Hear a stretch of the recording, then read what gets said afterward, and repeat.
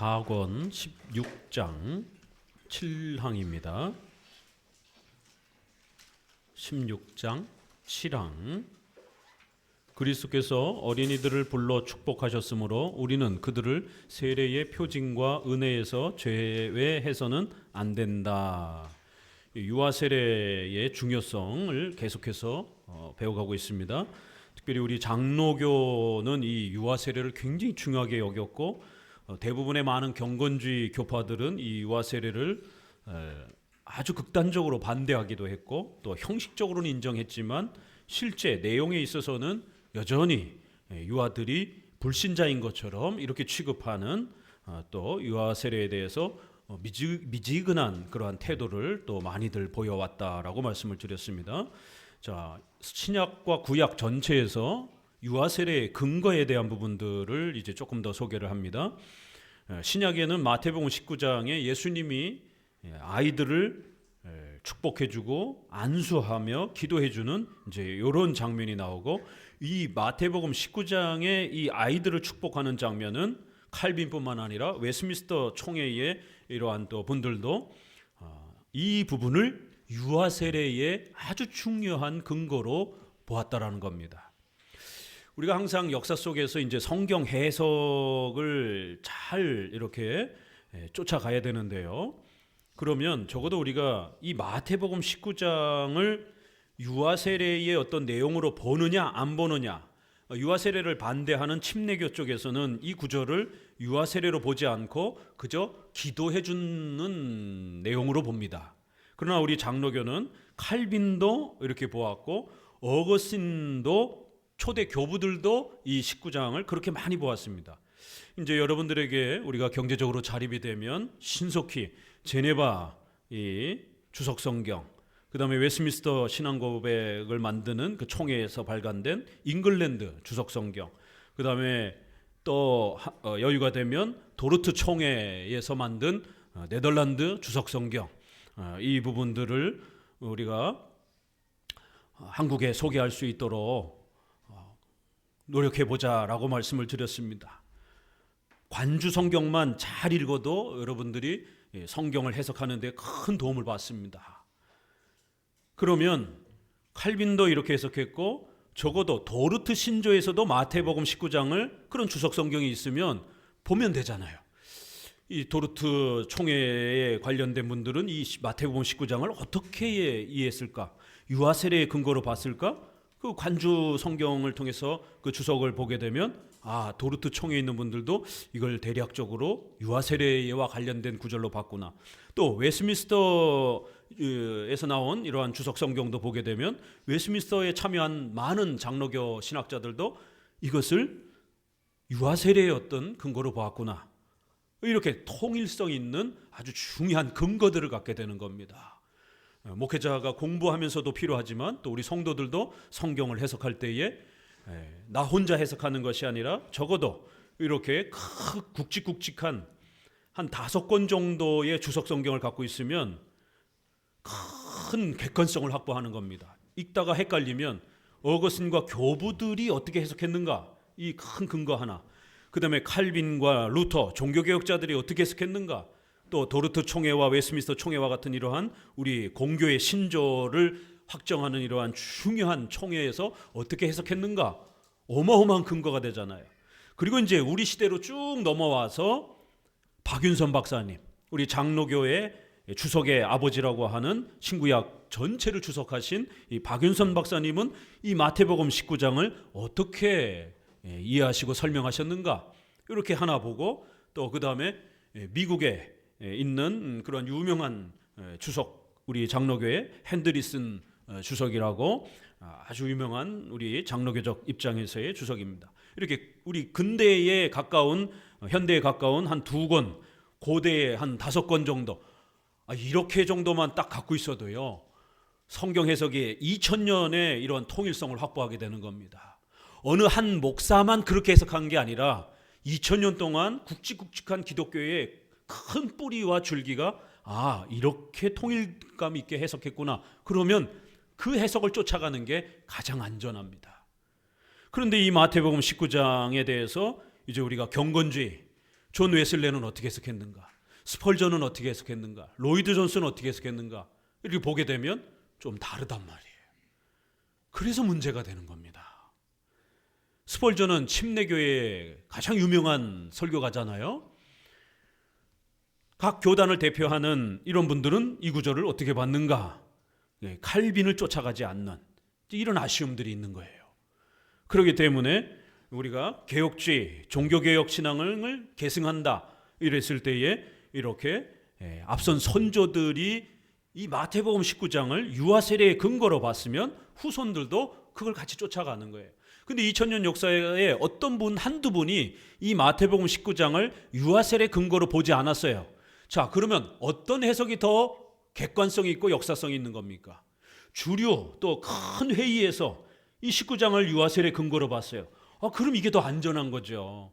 내가 좋아하는 어떤 한두 분이 다르게 해석했어요. 그럼 그분을 쫓아가게 되면 그분은 객관성이 부족한 겁니다. 한두 사람만 그렇게 주장을 하는 거니까. 그렇기 때문에 우리는 진리는 2000년 동안 수천 년 동안 변함이 없고 특별히 그 해석은 통일된 이 주류 해석을 쫓아가야 되는 겁니다. 한두 사람이 자기 식대로 해석한 걸 쫓아가면 안 됩니다. 대부분 이 마태복음 19장은 우리 기독교 강의에서 보는 것처럼 둘, 넷, 다섯째 줄부터 읽어봅니다. 그러나 그리스도께서 어린 이들을 안으신 것과 세례에 어떤 공통점이 있느냐고 묻는 사람이 있을 것이다. 어린이들에게 세례를 주셨다고 하지 않고 그들을 들어 안으시고 축복하셨다고 했기 때문이다. 이게 이제 제세례파 침례교가 제일 강하게 비판한 겁니다. 아니 이 구절에 세례를 줬다라는 구체적 단어가 없지 않느냐. 그럴듯하죠. 그러나 이거는 너무 극단적 문자주의를 추구하기 때문에 그렇습니다. 왜 자꾸만 14만 4천 명, 666 이런 거를 잘못 해석하면서 시한부 종말론이라든가 휴거, 재림 이러한 극단적 재림론에 빠지게 되면 극단적 문자주의에 치중하기 때문에 그래요. 그걸 상징과 비유로 이해하지 않고 진짜 14만 4천 명만 천국 가는 것처럼 그러면 나머지 사람들은 어떻게 됩니까? 그러면 다음 단계별 구원론이 들어온단 말이에요. 천국과 지옥 그 사이에 연옥이 있다. 천국으로 바로 못 간 사람들 연옥에 빠졌다가 다시 기회를 얻는 거예요. 단계별 구원론이 들어오는 겁니다. 이렇게 단계별 구원론이 들어오게 되면 문제가 되는 겁니다. 천국과 지옥 이 두 개밖에 없는 겁니다. 그런데 14만 4천 명을 너무 문자적으로 해석하게 되면 나머지 수많은 성도들은 그러면 어떻게 구원받느냐 말이에요. 그럼 1등 신자, 2등 신자 이런 개념의 위험들이 발생이 되는 겁니다. 그러니까 이제 침례교, 그다음에 감리교도 마찬가지예요. 감리교도 될 수 있으면 성경에 문자로 되어 있는 것만 원했습니다. 그렇게 해석하기를 원했어요. 문자적 해석은 중요하지만 극단적 문자적 해석은 주의해야 됩니다. 왜요? 성경에는 삼위일체, 유아세례 이런 것처럼 문자로는 없지만 성경을 읽으면 반드시 필연적으로 나오는 그런 교리들이 있습니다. 성경은 두 가지 방식으로 우리에게 가르칩니다. 하나는 문자적 표현으로 전면해서 가르쳐요. 이 정도는 성도들이 많이 성경을 읽습니다. 성경을 읽으면 해라, 하지 마라 이걸 적용하면 되니까요. 이건 아주 단편적이고 초급 단계입니다. 그런데 성도들이 두 번째 깊은 단계의 해석을 못하는 거예요. 추론적 해석을 못하는 겁니다. 문자적으로는 없지만 문맥 전체를 잘 읽어내고 이 문맥에서 이런 교리를 가르치려고 하는구나. 그 문맥의 의도와 내용을 뽑아내야 되는데 뽑아내지를 못하는 거예요. 구약의 제사, 비유, 사건 이런 것들을 잘 옷을 걷어내고 그 속에 있는 이신칭이 오늘 홍해 사건을 통해서 바로 물에서 씻김 받는다라고 하는 죄사함 받는 이게 바로 신약에 와서는 물 세례로 그렇게 연결이 되는 겁니다.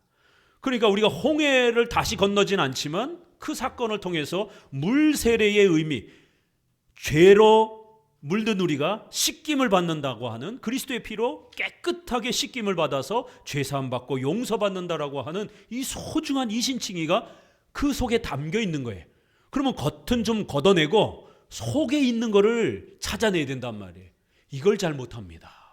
성경 해석 훈련을 받지 않았기 때문에 그런 겁니다.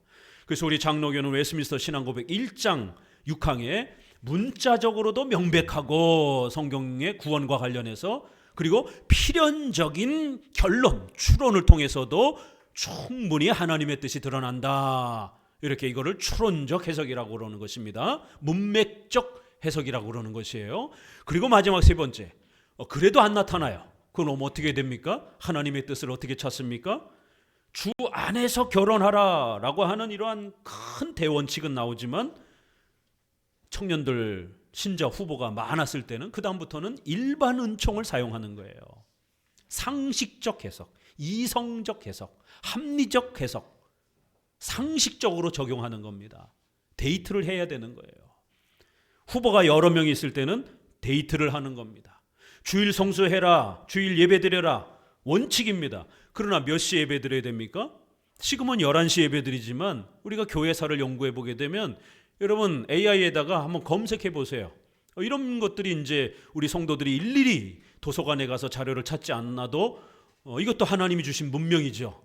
이제 여러분들이 훨씬 더 많은 정보를 접할 수 있습니다. 목사 입장에서는 더 죽어라 공부를 해야 되고 피터지게 더 공부를 해야 됩니다. 옛날에는 조금만 공부해도 성도들이 정보에, 신학 정보에 접근할 수 있는 방법이 많지 않았기 때문에 목회자들이 조금만 이렇게 소개해도 그 정보를 목회자에게 의존했던 시대입니다. 그러나 지금은 문명이 발달해서 이러한 AI 또 인터넷 어마어마한 정보를 성도들이 신학 자료들을 접할 수가 있습니다. 그렇기 때문에 목회자들은 2배, 3배로 더 공부를 해야 돼요, 사실은. 목회자가 엉뚱하게 역사적 자료와 이런 것들을 이야기했다가는 성도들이 AI 검색해가지고 바로 목사님 그거 잘못된 내용인데요, 목사님 잘못 사용하셨는데요, 이러면 큰일 난단 말이에요. 그래서 저도 설교 준비를 다 해놓고 어떤 역사적 어떤 사건을 이렇게 소개하려고 하면 AI로 다시 검색을 쭉 합니다. 제가 혹시라도 연도가 틀렸는지, 어떤 인물이 틀렸는지, 지명이 틀렸는지를 다시 검색을 해요. 저도 이제 기억력이 왔다 갔다 할 수도 있기 때문에 그래서 다시 또 검색도 AI를 통해서 검색도 하고, AI도 잘못된 정보가 있어요. 그래서 또 다시 제가 또 가지고 있는 책들을 통해서 또 검색을 해보고, 이렇게 AI를 검색을 해보게 되면 이제 이런 내용들이 더더욱 많은 좋은 또 정보들을 우리가 접할 수 있는 또 도구가 되기도 합니다. 자, 그러면 이러한 세례와 관련해서 어떤 입장들을 가지고 있는가, 이런 부분들도 이제 여러분들이 이렇게 비교해 보시게 되면 아주 좋습니다. 자, 예수님이 이렇게 아이들을 안고 축복을 하셨을 때에 비록 세례를 줬다라는 말은 없지만 여기에는 세례를 주는 그러한 장면이 내포되어 있다라는 거예요. 암시되어 있다라는 겁니다. 왜요? 성경은 모든 내용을 글자로 다 표현하지는 않습니다. 왜요? 양이 부족하기 때문에. 그래서 어떤 거는 압축해서 표현하기도 하고, 남자, 여자 이렇게 다 참여해야 될 때 여자도 성찬에 참여해야 되잖아요. 그러나 성경에 여자가 성찬에 참여했다라고 하는 문자적 내용은 없어요. 그러면 칼빈도 지적하는 겁니다. 그러면 여자는 성찬에 참여하면 안 됩니까? 그렇게 문자주의에 빠지면 이런 일이 벌어집니다. 그래서 감리교도 문자주의를 지나치게 옹호하다 보니까 지옥 강화, 지옥에 내려가시고 본디오 빌라도에게 고난을 받으시고 십자가에 못 박혀 죽으시고 지옥에 내려가시고 지옥과 같은 고통을 당하시고, 이 세계는 이신칭의와 관련된 가장 중요한 고백이란 말이에요. 이렇게 문자적으로 그걸 일일이 다 기록하지 않고 시적인 형태로 압축해서 사도신경이 그렇게 고백이 된 겁니다. 본디오 빌라도가 죽였다는 게 아니라 이 땅의 재판정을 비유해서 하나님의 재판대 앞에 예수님이 나아가 무죄하시다, 그런데 또 죄인이다 라고 이렇게 예수님이 판정받았다라는 거예요. 왜요? 무죄하신 분이 우리 죄 때문에 죄인으로 하나님의 재판정 앞에서 예수님이 죄인으로 그렇게 선언됐다라는 겁니다. 십자가 정죄의 죽음입니다. 굶어 죽고 물에 빠져 죽는 게 아니라 반드시 십자가에 죽으셔야 됩니다. 이거는 정죄를 뜻하는 구약에서의 그러한 독특한 죽음의 형식이었기 때문에, 또 지옥에 내려가시고 장사되고 몸이 실제로 죽는 겁니다. 형벌을 받는 거예요. 또 그 영혼이 우리 대신 지옥과 같은 고통을 대신 받으시는 겁니다. 몸과 영혼이 온전히 하나님의 형벌을 대신 받아내시는, 이게 다 이신칭의의 대속교리의 핵심입니다. 그런데 문자적으로 표현했지 않았잖아요. 만약 문자적으로 표현하면 어떻게 해야 됩니까? 우리가 예수님을 십자가에 못 박았고, 예수님은 우리 대신 십자가의 정죄의 죽음을 받으셨고, 몸과 영혼이 지옥의 형벌을 받으셨고, 이렇게 해야 선명하잖아요, 문자적으로 표현하면. 근데 우리 사도신경은 그렇게 직접적 문자적으로 표현하지 않고 이렇게 시적인 형태로 그걸 포함하면서 그 의미를 이렇게 담으면서 요약하는 형태로 표현해 준 겁니다. 그래서 사도신경에는 실제로 우리가 죄인이고 전적으로 부패하고 예수님이 우리 대신 형벌을 받으시고 예수님이 우리에게 중보자시고 이런 표현은 없어요. 본디오 빌라도에게 십자가에 장사되고 지옥에 내려가시고, 선명하게 예수님의 십자가의 죽으심의 의미가 문자적으로는 드러나지 않습니다. 의미적으로 그 안에 더 멋있게 이렇게 포함이 되는 형태로 신앙 고백을 한 겁니다. 의도가 있겠죠. 그런 의도가. 문자주의로만 접근하게 되면 이제 신앙을 고백하고 표현하는데 한계가 있는 겁니다. 그래서 감리교는 존 웨슬레가 25개 신조를 만들 때부터 이 지옥 강화가 성경에 문자적으로 없다, 빼달라, 삭제를 시켜버렸습니다. 웨스민스터 신앙 고백부터 시작해서 종교개혁의 대부분의 신앙 고백은 다 들어가 있습니다. 그런데 웨슬레는 이건 문자에 없지 않느냐, 빼라, 25개 신조를 만들면서 빼버렸습니다. 미국 감리교회로 넘어갔을 때 미국에서도 뺐습니다. 우리나라로 넘어왔을 때도 우리나라에서도 빼버렸습니다. 우리나라 초기에 장로교회의 사도신조 번역에는 지옥 강화가 있었습니다. 지금 중국 한문을, 같은 한문권을 쓰고 있는 중국의 교회들은 사도신조에 지옥 강화가 있습니다. 유독 한국은 장로교, 감리교가 연합활동을 많이 했기 때문에 감리교의 강력한 요구에 의해서 지옥 강화가 1908년에 연합사도신경 번역이 나오면서 빠졌어요. 그러니까 이렇게 문자적 해석을 너무 지나치게 추구하게 되면 성경에 이렇게 추론적으로 그 교리들이 쏟아져 나오는 것들을 놓치게 됩니다. 문맥을 통해서 쏟아져 나오는 이러한 교리들이 훨씬 많습니다. 굉장히 많습니다. 삼일체와 같은 이런 중요한 교리도 직접적으로 구약의 성부, 성자, 성령 이렇게 표현 안 되잖아요.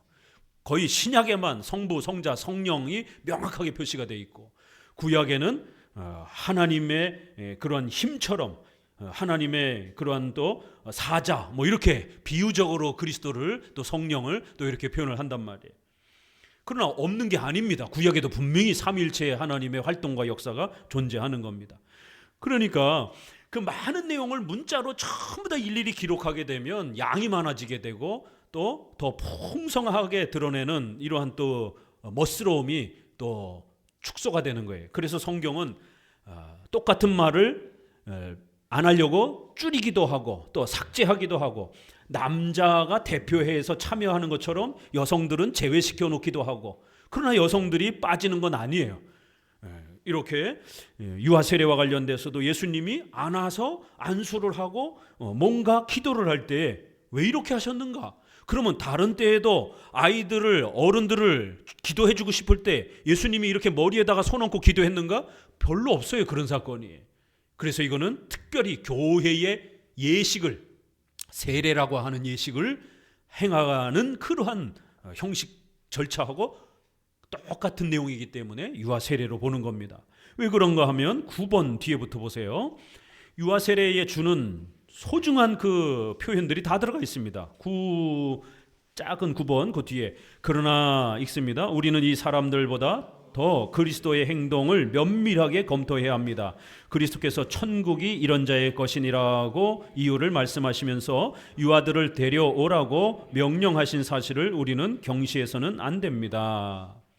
천국이 이런 자의 것이다. 천국이 어린아이들의 것이다. 이것만큼 명백한 유아 세례의 핵심 말씀이 어디 있겠습니까? 유아들도 구원으로 초대된다라고 하는 엄청난 메시지잖아요. 왜 이런 특별한 이런 메시지를 했느냐 말이에요. 그냥 기도만 해주면 되지. 그러나 이거는 유아 세례 줄 때 우리가 하나님께서 이 유아를 구원으로 하나님의 나라로 초대해 주셨습니다. 목사들이 이렇게 이제 유아 세례를 집행할 때 이 메시지를 반드시 해야 됩니다. 왜요? 이건 유아 구원에 대한 가장 중요한 메시지이기 때문에. 그런데 예수님의 이 기도 속에 이 표현이 있는 겁니다. 유아들이 천국의 백성이다. 그 밑에 줄, 그의 뜻을 행동으로 확증하셨다.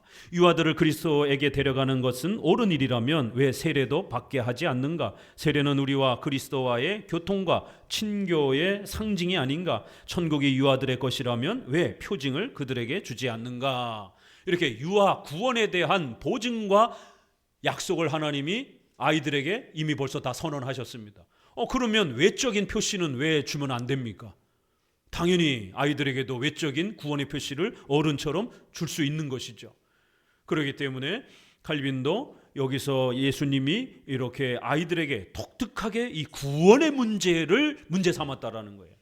그래서 아이들의 구원을 약속하고 거기에 대한 외적인 이러한 형식으로 특별히 아이들에게 안수하면서 축복 기도를 해주는 이러한 독특한 모습이 다른 복음서에서는 안 나타나는데 바로 이 본문에 나타난다라는 거예요. 그러면 일반 기도하고는 좀 다르다라는 것이죠, 이거는.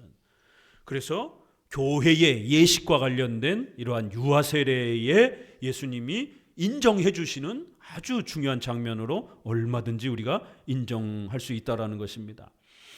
예수님이 세례를 받으실 때도 세례 요한에게 이렇게 받는 장면에서 우리가 지금 행하는 형식하고 똑같지는 않잖아요. 그렇죠? 그 문자 하나하나가 거기서는 하나님이 이는 내 사랑하는 아들이다 그러면서 성령이 비둘기같이 확 팔딱팔딱팔딱 하면서 이렇게 임한단 말이에요.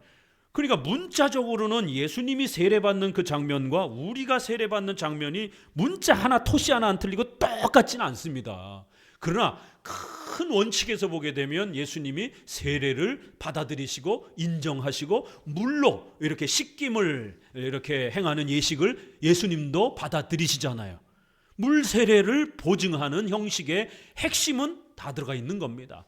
다만 예수님은 죄 때문에 죄를 씻으려고 세례를 받는 건 아니니까 중보자로서의 보증의 그러한 것으로 받기 때문에 성령이 임하시고 성부의 음성이 들리는 우리랑 좀 다른 세례의 보증이 임하는 겁니다. 그러나 우리가 세례 받을 때는 죄사함의 성격이 훨씬 더 강하잖아요. 그러나 이 세례가 얼마나 소중한 것인지 구원의 이 보증과 표시라고 하는 강력한 이 본질은 예수님의 세례나 우리의 세례나 똑같단 말이에요.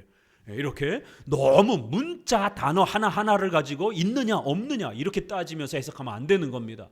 문자는 잘 읽되 문맥 전체를 통해서 하나님의 뜻을 읽어내고, 특별히 구약 같은 경우는 덧입혀져 있는 그 예표되어 있는 외적인 형식들을 또 잘 걷어내면서 읽어야 됩니다. 오늘 우리가 읽었던 찬송했던 137편 바벨론 강가에 앉아서 우리가 울었도다. 교회를 사모하면서 예루살렘 성아 예루살렘 성아 예루살렘 교회를 그리워하면서 예루살렘 성에서 예배드렸던 그 추억을 다시 떠오르면서 슬퍼하고 우는 장면이, 포로로 잡혀가면서 우는 장면이 나옵니다. 굉장히 슬픈 장면이에요. 오후 예배까지 이렇게 남아주셔서 열심히 또 교리 공부 함께 참여해 주셔서 감사합니다. 있을 때 열심히 하세요. 우리 사회가 자꾸 이렇게 악해져 가는 걸 보니 우리가 자유롭게 예배 드릴 수 있는 이 시간도 언제까지 될지 참 모르겠습니다. 나중엔 진짜 숨어 다니면서 또 숨어서 예배를 드려야 되는 그런 때가 오지는 않을까 걱정이 됩니다. 이렇게 우리에게 소중하게 공부하고 교리 공부할 수 있는 소중한 시간이 있다라면 열심히 또 이렇게 함께 배워가는 겁니다. 오후까지 또 이렇게 남아 계신 분들 참으로 귀한 겁니다. 자, 이 문자적 이러한 부분에 있어서 우리가 은혜의 이러한 수단들을 얼마나 소중하게 사용해야 되는지, 또 문자적 해석과 또 추론적 해석을 잘 이렇게 배워가야 되는 부분들이, 구약의 이러한 부분들을 또 잘 이렇게 걷어내면서 또 읽는 이런 훈련들, 이런 부분들이 다 교리 공부를 통해서 우리 여러분들이 훈련되어져 가는 겁니다. 자, 예수님이 이 아이들을 축복하는 이 장면은 이렇게 일반적 기도가 아니고 아주 독특한 그런 성격을 갖고 있다라는 겁니다. 403페이지 보면 첫째 줄, 우리는 세례 이것으로 유아들도 하나님의 언약에 포함되었다는 것을 증거한다.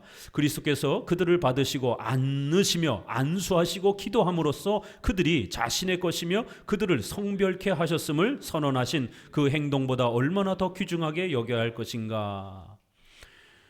셋째 줄 아래 복음서 기자는 어린 아기들과 어린 아이들이라고 부른다. 누가복음에 보게 되면은요, 어린 아기들 이렇게 돼 있어요. 마태복음에는 어린 아이들 이렇게 돼 있습니다. 그래서 우리가 번역 성경을 이렇게 여러 개를 놓고 열심히 공부하는 훈련도 해야 됩니다. 어린 아기들과 어린 아이들, 우리 엄마들 뭐가 달라요? 우리 아기 키우는 분들 한번 대답해 보세요. 우리 한글에 차이가 있습니까? 아기와 아이들 눈치채셨죠? 우리 번역 잘한 겁니다. 아기들은 깐난장이 아기들을 말하는 거예요. 아이들은 한 10세 미만에 좀 걸을 수 있는 그런 아이들을 말하는 겁니다. 실제로 헬라어에서도 요 밑에 각주 10번을 보세요. 브리페라고 깐난 아기들을 이렇게 표현한 겁니다. 그 다음에 조금 걸을 수 있는 아기들은 헬라어에서 파이디아라고 이렇게 표현을 합니다. 헬라어는 우리 한국 언어보다 훨씬 더 세밀해가지고 아주 깐난쟁이, 그 다음에 조금 어린애기, 그 다음에 더 어린아이들, 그 다음에 유아 뭐 이렇게 소년들, 이런 표현이 굉장히 상세합니다. 깐난쟁이 애기, 젖먹이 애기들을 말하는 거예요. 그래서 우리가 시편 8편에도 보게 되면 젖먹이 아이들을 통해서 하나님께서 찬송케 하실 것이다. 거기선 훨씬 더 어린 애기들, 어머니의 젖을 먹어야 되는, 젖을 못된 그런 아이들을, 아주 정말 태어난 지 얼마 안 되는 또 이런 아기들을 젖먹이 아이들 이렇게까지 표현을 한 겁니다. 그래서 이제 우리 번역하시는 이제 우리 선조들도 이런 차이들을 나름대로 고민하면서 우리 한글로 열심히 이렇게 고민을 하신 겁니다. 이게 다르구나. 눈에 들어오시죠? 그러니까 비슷하니까 그냥 훌쩍 넘어가셨는데, 어린 아기들, 어린 아이들, 이렇게 복음서마다 조금씩 아이들의 연령을 조금씩 이렇게 다채롭게 표현하면서 다 모아보니까 깐난쟁이부터 대략 걸을 수 있는 아이 정도. 그래서 지난번 유아 세례 나이를 난지 8일 만에 주기도 하고, 또 1년 아래, 또 지금 우리 한국의 장로교 교단법처럼 만 2세 정도, 한국 나이로 한 3세, 4세 정도까지 이렇게 형성이 되는 겁니다. 왜요? 신약 성경에 보니까 아이들의 표현이 이렇게 돼 있기 때문에 그런 겁니다.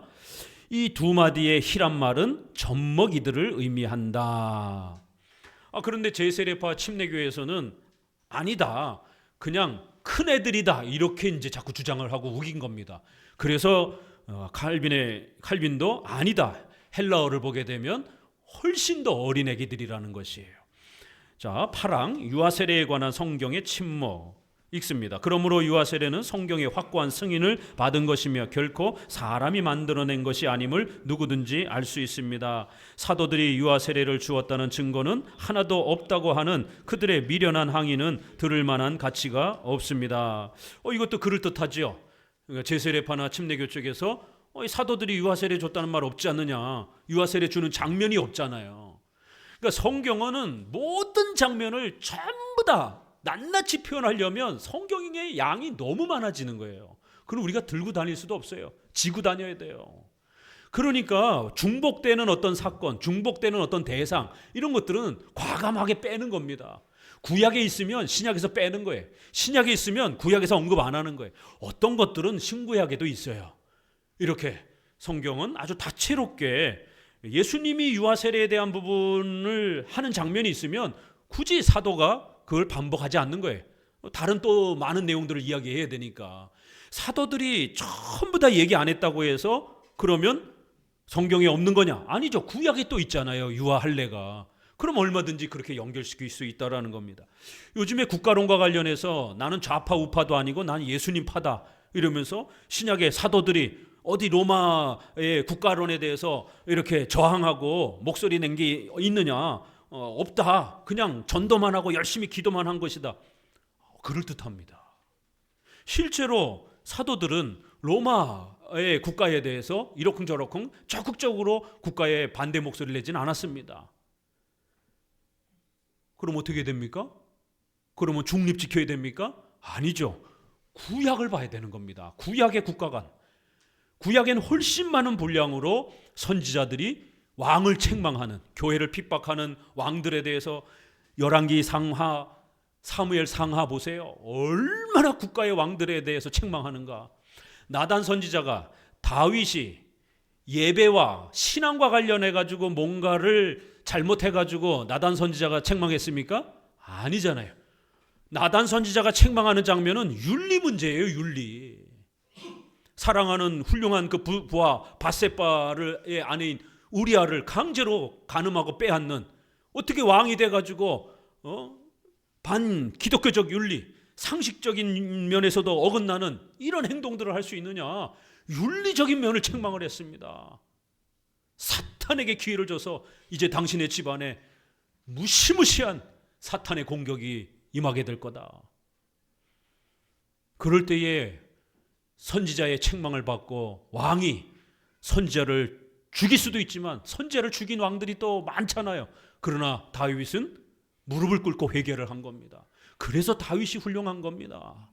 자기에게 칼이 있지만 목사와 이러한 종교 지도자들의 설교를 두려워하고 겸손히 낮아질 수 있는 이런 모습을 가진 겁니다. 구약에는 이렇게 선지자들이 신앙에 대한 문제뿐만 아니라 윤리에 대한 문제에 대해서도 엄청나게 책망한 장면들이 많습니다. 그러면 우리가 구약을 갖다가 얼마든지 적용하고, 존 낙스가 피에 메리라고 하는 그 악독한 국가 통치자인 메리 여왕을 책망할 때에 구약의 이 구절을 갖다가 그냥 그대로, 그냥 문자 그대로 적용해 버렸습니다. 아달랴, 남쪽의 19명의 왕들 중에 유일하게 여자 왕이 아달랴잖아요. 자기 자식이 죽으니까 배다른 자식이 다윗 가문의 왕이 될 거를 배아파해 갖고는 결국 자기 자식이 죽어서 이제 없으니까 다윗의 가문들을 다 죽여버리고 자기가 왕권을 뺏어버린 겁니다. 남쪽 유다에서 가장 악독한 여왕 아달랴. 결국에 이 아달랴의 이러한 악행의 이러한 모습을 통해서 하나님 앞에 아달랴가 어떻게 처참하게 벌을 받는지, 교회를 핍박했을 때 어떤 형벌을 받는지, 이거를 그냥 그 메리 여왕 당신이 바로 이 아달랴다라고 이렇게 낙스의 설교집에 보게 되면, 그래서 메리 여왕이 낙스를 아주 제일 싫어했습니다. 그런데도 결국 메리 여왕은 처참하게 쫓겨나고 결국 비참하게 죽습니다. 애도 못 낳고. 그래서 이게 하나님의 형벌이 되는 거예요. 교회를 핍박하려고 했던 이러한 악한 왕들을 하나님이 어떻게 벌하시는지, 가장 비참하고 참혹하게 죽는 이러한 교회사적 증거들이 얼마나 많은지 모릅니다. 구약의 이런 구절을 가지고 문자 그대로 어떨 때는 또 막 당신이 구약에 있는 이 아달랴와 같은 악독한 여왕이다라고 이렇게까지 책망을 하는, 신약에 없으니까 그러면 성경에 없는 이런 게 아니잖아요. 신약에서 언급을 안 하면 얼마든지 우리가 구약을 찾아보면 되는 거고, 그래서 구약의 국가관을 적용하면 되는 거고요. 예수님이 십자가에 죽으셔야 되기 때문에 국가 문제에 대해서 적극적으로 안 나서신 것이지, 예수님은 국가의 왕에 대해서 여우라고 책망을 했잖아요. 저 여우에게 전해라 이러면서 국가의 통치자를, 교회를 핍박하는 통치자를 뭐라고 그랬어요? 여우라고 이렇게 욕을 했습니다. 여우는 뭐예요? 성경에서 담을 헐고 농장을 망가뜨리고 아주 교활한 뱀, 여우, 그 다음에 더러운 개, 그 다음에 지저분한 개구리, 이게 이제 성경에서 제일 지저분하고 악독한 그런 동물로 많이 비유가 돼요. 그 다음에 용, 이런 형태로 여우도 아주 교활하게 몰래 뒤에서 담을 헐고는 그렇게 농장을 망가뜨리고 이 열매들을 망가뜨리는 이러한 아주 사기꾼, 악독한 도적처럼 이렇게 표현할 때 여우를 많이 사용합니다. 예수님이 국가위정자를 여우 같다라고 이렇게 책망을 하잖아요. 사도들도 중간중간에 또 이렇게 국가위정자들을 책망하는 표현이 분명히 있고요. 어떻게 교회가 중립을 지킵니까? 국가가 교회를 핍박하는 무시무시한 악법들이 이렇게 등장을 하는데, 포괄적 차별금지법, 종교법인 해산법, 모자보건법, 만삭된 임신부까지 낙태를 할 수 있다라고 하는 모자보건법 개정, 그 다음에 SNS라든가 인터넷에서 이렇게 지속적으로 정부를 비판하게 되면 엄청난 벌금을 때릴 수 있다라고 하는 이러한 방송통신법 개정, 지금 무시무시한 형태로 지금 교회를 핍박하는 법들이 포진하고 있습니다. 성도들 정신 차려야 돼요. 이때 막지 못하면 법이라는 건 한 번 만들어지면 쉽게 고치기가 어렵습니다. 제일 두려운 것은 결국 이렇게 가다가 일제시대 때에 총독부가 야금야금 우회적으로 법을 만들어가지고 이렇게 압박해오다가 마지막 순간에 가가지고 신사참배를 강제로 결의하는 형태로, 그리고는 1938년에 결국 교회를 다 해산시켜 버렸잖아요. 그리고 친일파 교회들만 곁에 두고 1949년에는 미군을 철수시켜 버리는 이러한 우리의 근대사의 역사가 재반복될까 봐 두려운 겁니다. 지금과 같은 상황이면 입법, 사법, 행정 모든 법을 다 좌파정부에서 장악한 이 상태에서는요, 제일 두려운 건 교회 해체, 법으로 가능합니다. 눈치 보고 안 하고 있을 뿐인 겁니다. 그 기반이 되는 종교법인 해산법을 먼저 깔아놓는 겁니다. 두 번째, 국회의원들이 미군 철수를 필리핀처럼 법으로 확정해버리는 거예요. 그럼 미군 나가야 됩니다. 이거가 드러나게 되면 그때는 우리 목숨 걸고 저항해야 됩니다. 마지막 기준은 이 두 개입니다. 그 모든 권력을 지금 다 가졌기 때문에 대한민국 근대의 80년 역사상 이 세 개의 기관이, 입법, 사법, 행정이, 좌파 사회주의적인 이데올로기를 가진 정부가 이 세 개를 독점한 시대가 우리 눈앞에 펼쳐지고 있는 거예요. 보수 정부도요, 이 세 개를 다 독점한 적이 없습니다. 80년 역사상. 우리 사회가 지금 어떻게 망가져가고 있는지 정신 바짝 차리고 하나님 앞에 우리의 자녀들을 위해서 울라라고 예수님이 말씀하신 것처럼 우리 자녀들의 신앙의 자유를 위해서 부모들은 정신 바짝 차리고 기도하셔야 되고, 이러한 위기 때에 그냥 느긋하게 이렇게 신앙생활하면 안 됩니다.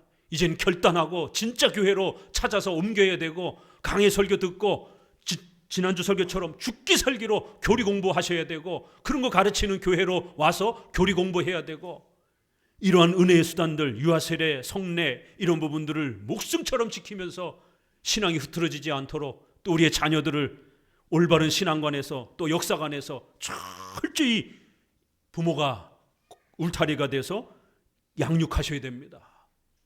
그래서 이제 저도 점차 이제는 대안학교 할 수밖에 없는 시대가 되었구나 라고, 저도 목회자로서 개인적으로 안타깝지만 될 수 있으면 그 많은 경제적 혜택과 이런 유익을 주는 공교육에 아이들을 보내면 더 편하잖아요. 그렇지만 기독교 선생님들이 너무 심해서 학생 인권 조례안 때문에 부모들로부터 너무 스트레스를 받아서 우리 크리스찬 보수 우파적인 이러한 선생님들이 학교를 그만두는, 점점 그만두는, 견디지를 못하는 거예요. 교사 생활을 못하는 겁니다. 왜요? 80, 90%가 선생님들이 전부 다 좌파기 때문에.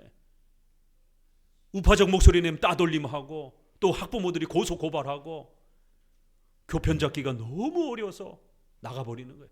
그러니 점점 학교는 공교육은 좌파 사회주의로 물든 그런 아주 나쁜 건국 대통령을 갖다가 악마화시키고 이승만 대통령을 악마 취급시키고 미군을 그렇게 점령군처럼 아이들에게 역사관을 가르치는, 그럼 그 아이들이 그런 역사관을 가지고 배워서 성소수자에 대한 이러한 또 동성애를 옹호하는 이런 윤리관으로 아이들이 성인이 되었을 때 도덕적 신념이 어떻게 되겠습니까? 까무러칠 노릇이에요. 그래서 공교육이 더 이상 이제는 우리에게 기회가 되지 않는, 결국 부모 스스로 내 아이를 지키기 위해서는 다른 선택을 할 수밖에 없는, 미국처럼 홈스쿨링이라든가 대안학교라든가 이런 형태를 통해서 한쪽으로는 교리문답 교육시키고 한쪽으로는 역사관, 자유민주주의, 자유시장경제, 이승만 대통령과 또 한미동맹의 이런 가치들을 꾸준히 교육시켜서 내 아이를 훈련시켜야 되는 이런 고민들을 이제는 할 수밖에 없습니다. 더더구나 지금 우리 아이들이 지금 많이 늘어났잖아요. 같이 고민하셔야 됩니다. 우리 아이들, 이 아이들이 벌써 10살 넘어가면서 이렇게 10대를 형성하는데 이 아이들을 어떻게 키울 것인가? 이 아이들이 10년, 20년 뒤에 과연 교회를 어떻게 바라볼 건가? 우리 사회를 어떤 눈으로 바라볼 것인가? 시뻘건 눈으로 바라보게 되면 큰일 나는 겁니다. 머릿속에 온통 빨간 세계관이 형성되게 되면 답 없는 거예요. 그렇게 되면 제일 먼저 교회를 향해서는 교회를 적대적으로 보게 되고 교회를 없애야 되는 존재로 생각하게 되고 교회를 허가제로 하자라고 이렇게 그 유명한 유시민 씨가 옛날에 떠들어댔잖아요. 지금 그대로 가고 있습니다. 허가를 받아야 되는, 지금은 허가제가 아니에요. 지금 얼마든지 이렇게 간판 들고 얼마든지 할 수 있습니다. 자유롭게. 그렇지만 허가제로 하게 되면 국가의 공산당처럼 허가 받아야 되는 겁니다. 허가 안 내주면 교회 처소도 마련 못합니다. 유아 세례를 왜 우리 장로교가 이렇게 목숨 걸고 지켜왔겠습니까? 유아 세례를 통하여 구원을 확보하고 그 다음엔 부모들이 교리문답을 아이들에게 어려서부터 성경을 그 아이들이 잘 이해할 수 있도록 문자적 해서 추론적 해서 또 예배 훈련 이런 것들을 아이들이 충분히 배워낼 수 있도록 교리문답 교육을 할 수 있기 때문인 겁니다. 이런 모든 내용들이 유아 세례 안에 포함되어 있기 때문에 그렇게 성장한 아이들이 10대를 넘어서게 되면 교회의 훌륭한 일꾼이 되는 거예요. 또 그 아이들이 사회에 나가게 되면 세상을 이끌어갈 수 있는 어마어마한 리더와 인재들이 되는 겁니다. 그게 유아 세례의 힘입니다. 어떤 철학자들은 또 가톨릭 사제는 그랬습니다. 애들을 10년, 10대까지만 나에게 맡겨라. 그럼 평생의 가톨릭 신자로 만들겠다고. 10살까지가 그렇게 중요한 겁니다. 10살까지가 모든 도덕의 선악 개념이 다 형성이 됩니다.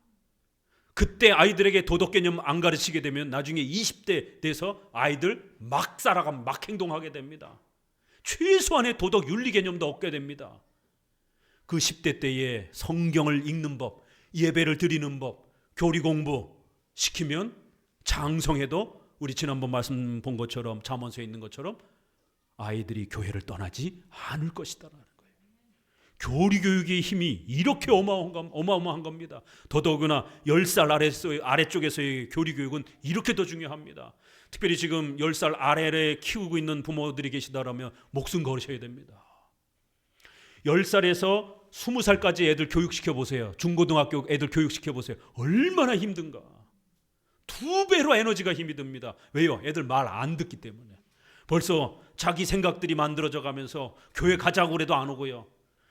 성경적 읽자 그래도 안 읽고요. 교리 공부하려 치면 도망을 갑니다. 근데 10살까지는 그래도 끌고 오면 사탕 줄게 이러면서 끌고 오면 와요.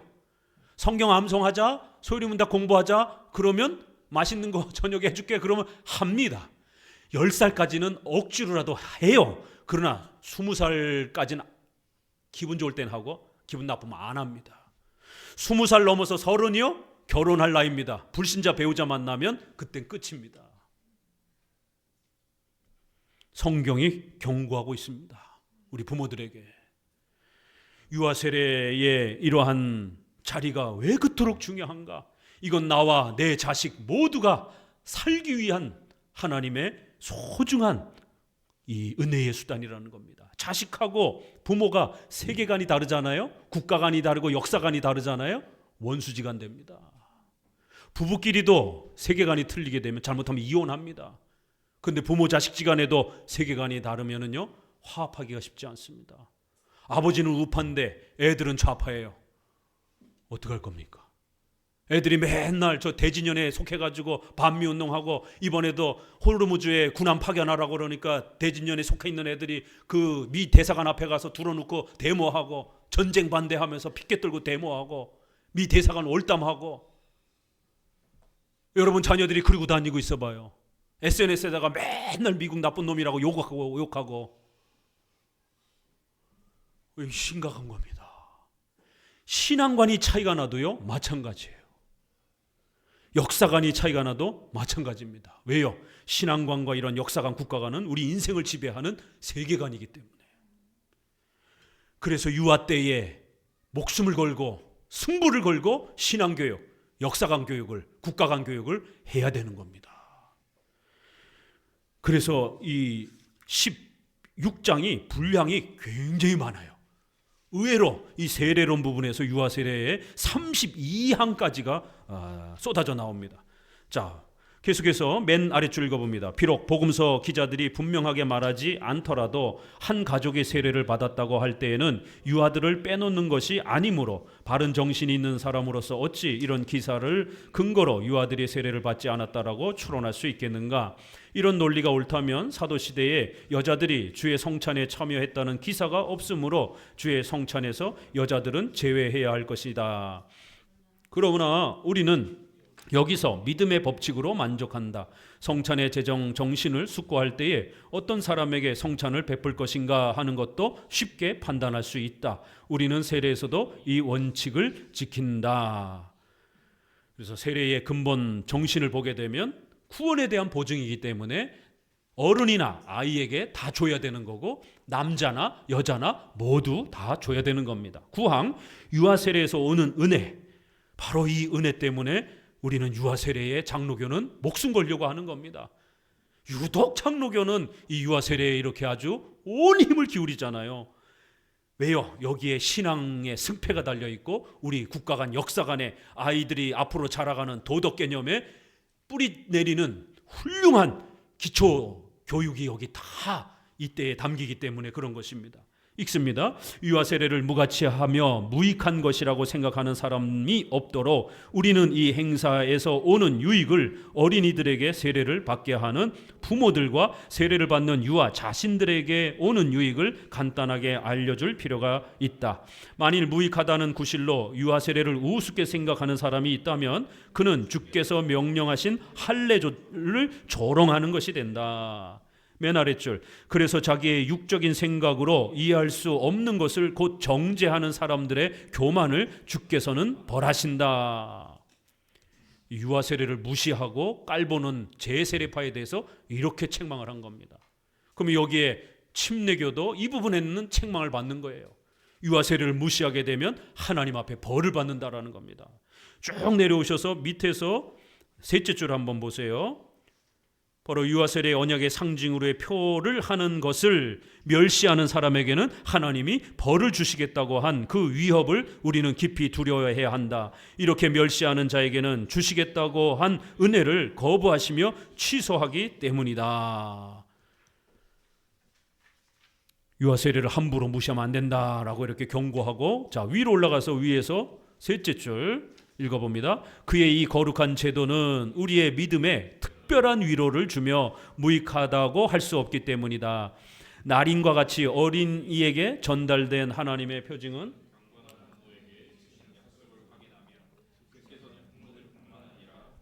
후손들에게도 하나님이 되실 것이고 그의 인애와 은총을 부모들뿐만 아니라 그의 후손에게도 천대에 이르기까지 주고자 하신다는 것이 확인되었다고 선언한다. 경건한 사람들이 하나님께서 자기들 때문에 자기들의 후손까지 생각해 주시는 것을 볼 때에 여기에 나타난 하나님의 이 무한한 너그러우심에 깊이 감동되어 먼저는 주의 영광을 찬양하며 다음에는 비상한 행복감이 마음에 넘쳐 인내하신 아버지를 더욱 깊이 사랑하겠다는 고물을 받는다. 유아 세례는요, 우리 기독교의 복음의 꽃이라고 말씀을 드렸습니다. 나뿐만 아니라 내 자식까지 구원해 주시겠다라는 이런 엄청난 약속이 여기에 담겨 있기 때문이라는 거예요. 나도 구원해 주시는 것도 너무 감사한데 내 자식까지 구원해 주신다라는 거예요.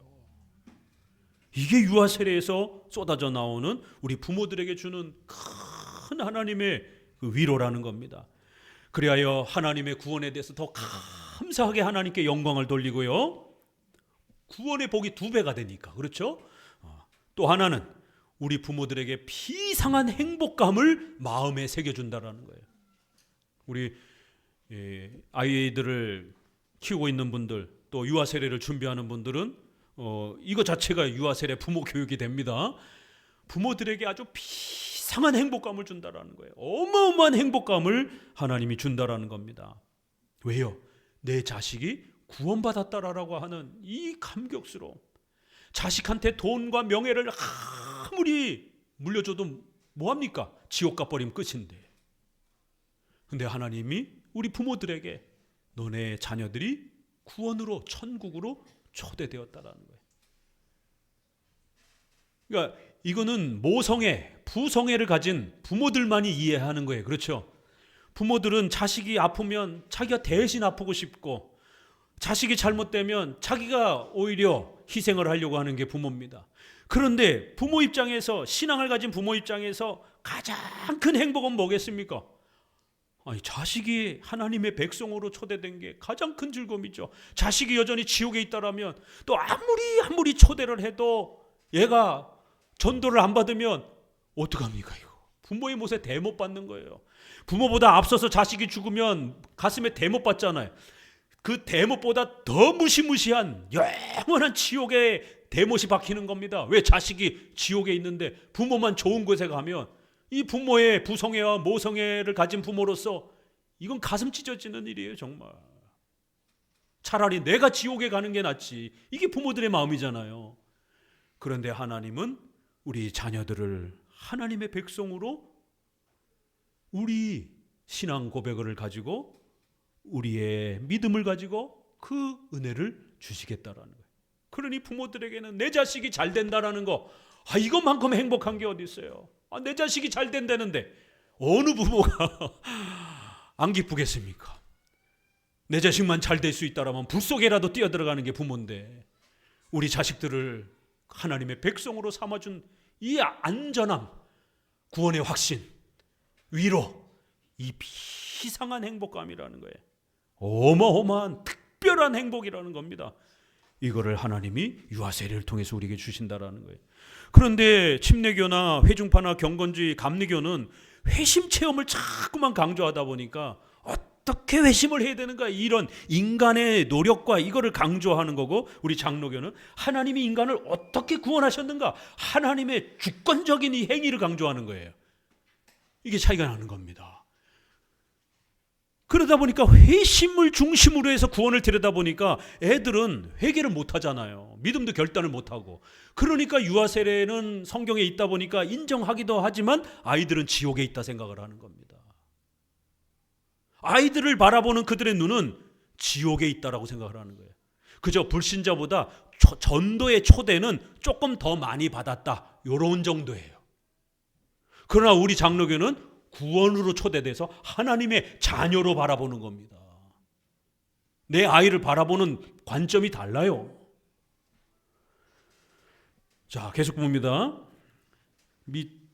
중간쯤에 한 10째 줄, 밑에서 한 10째 줄 위에 되겠네요. 주의 언약이 자녀들의 몸에 새겨지는 것을 자기 눈으로 보기 때문에 더욱 확신이 생긴다. 동시에 어린이들도 세례에서 유익을 얻는다. 교회의 접붙임을 받았으므로 교회의 다른 지체들에게 얼마만큼은 더 인정을 받게 된다.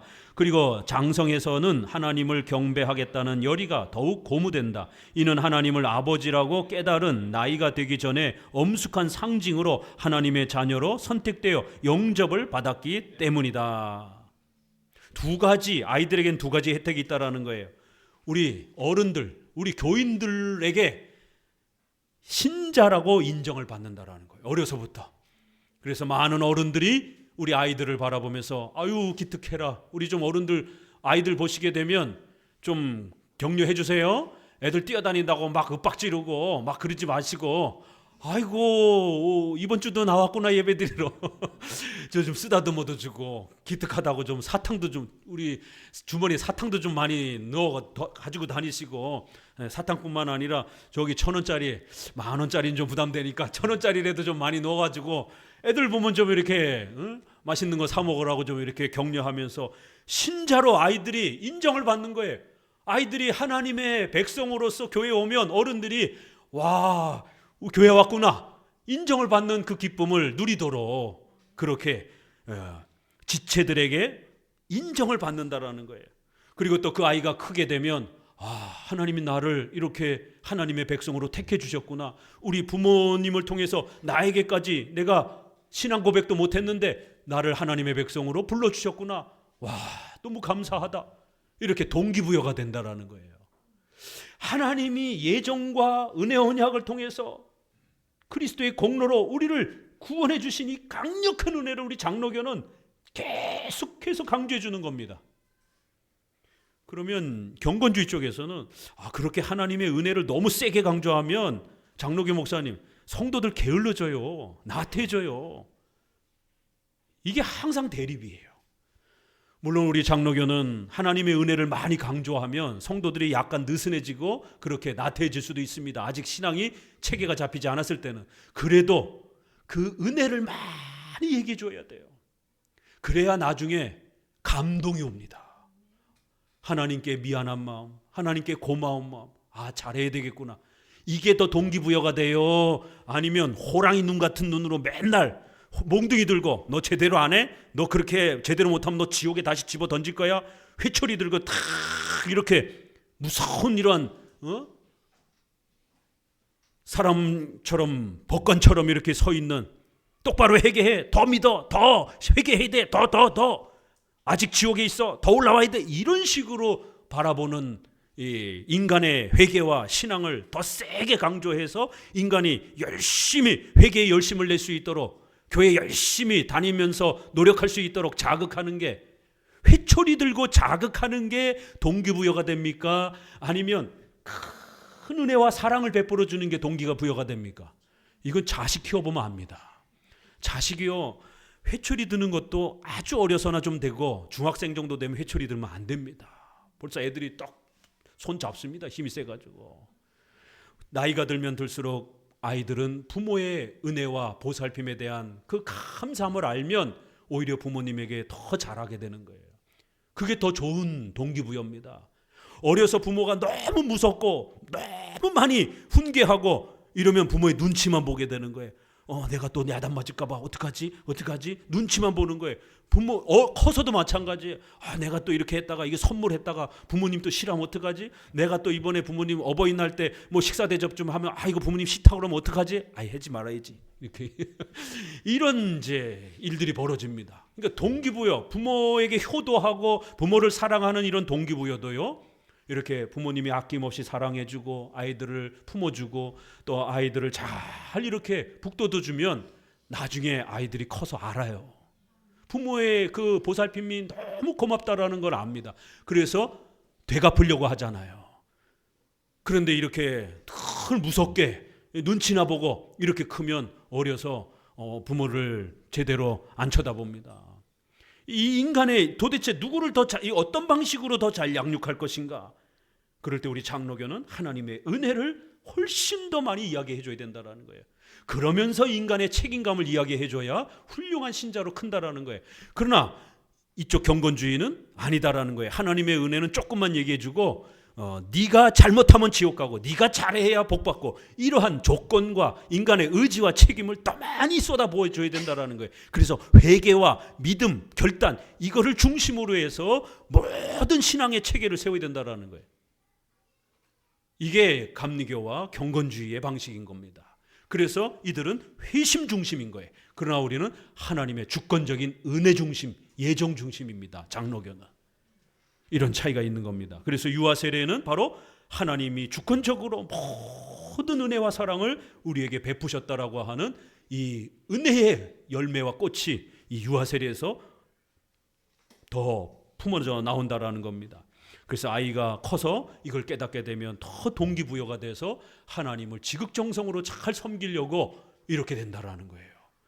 그러나 이거를 거꾸로 이렇게 자꾸 접근하면서 유아 세례를 무시하고 유아 세례를 인정하지 않으려고 하는 쪽에서는 아니다, 오히려 더 세게 회초리를 들고 무섭게 회개를 더 많이 강조하면서 인간의 결단을 강조하는 쪽으로 그렇게 신앙교육을 해야 그나마 그래도 나태한 인간이 조금 움직일 수 있지 않겠는가?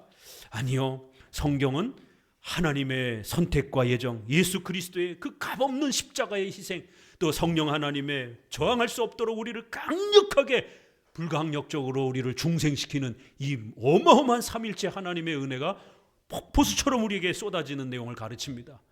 그 은혜를 잘 듣고 감격할 때 제대로 된 신자의 모습으로 성장한다. 이게 장로교회의 신앙의 토대와 방향입니다. 오늘은 여기까지 또 이렇게 소개합니다. 기도